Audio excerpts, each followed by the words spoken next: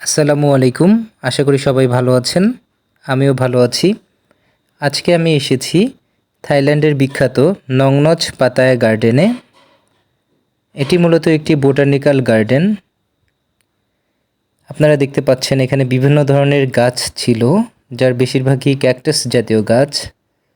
অনেক লম্বা লম্বা এবং দেখতে অনেক ডিফারেন্ট। এছাড়াও এখানে অনেক সুন্দর সুন্দর টেম্পল ছিল। থাইল্যান্ডের এই জিনিসটা খুবই সুন্দর এবং চমকপ্রদ যে রাস্তার চারপাশে বা বিখ্যাত শপিং মলে বা বিখ্যাত কোনো সরকারি অফিস বা যে কোনো বিল্ডিংয়ের সামনেই কিন্তু সুন্দর সুন্দর এরকম টেম্পল দেখতে পাওয়া যায়।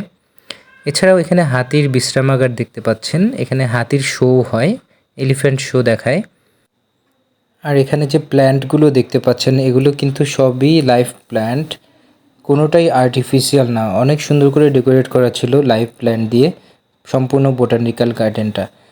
তো এই বোটানিক্যাল গার্ডেন ঘুরতে ঘুরতে আমরা এরপর চলে গেলাম কালচারাল শোতে, যেটা আগে থেকে আমাদের টিকিট করা ছিল।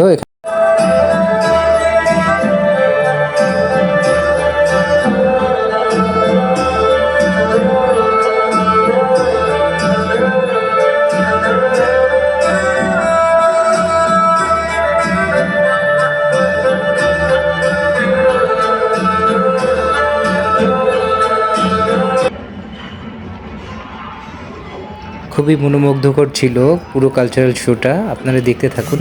তো এখানে একটা ইনফরমেশন দিই, থাইল্যান্ডে কিন্তু ওরা সব জায়গায় হাতিকে রিপ্রেজেন্ট করতে পছন্দ করে, যেহেতু হাতি ওদের ন্যাশনাল অ্যানিমাল। ওরা সব কালচারাল শোতে বা যে কোনো শপিং মলে শার্ট কিনতে গেলে, প্যান্ট কিনতে গেলে, টি শার্ট কিনতে গেলে অথবা ব্যাগ কিনতে গেলে সব জায়গায় কিন্তু একটা হাতির লোগো বা হাতির সিল থাকে।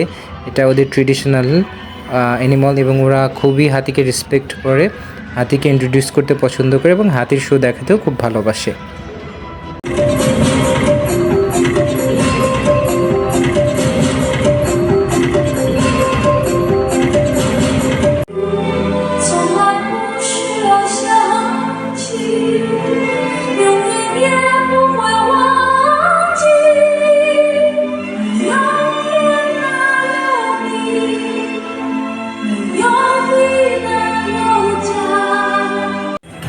তো কালচারাল প্রোগ্রাম শেষে আমরা এলিফ্যান্ট শো দেখতে গেলাম, যেখানে হাতির বিভিন্ন কসরত দেখালো এবং হাতির বিভিন্ন খেলা দেখালো, বাস্কেটবল, ফুটবল এবং অন্যান্য খেলা।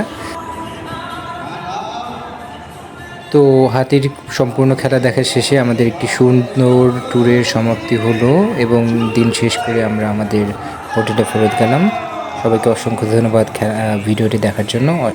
সবাই ভালো থাকবেন, সুস্থ থাকবেন। Thanks for watching. আল্লাহ হাফেজ।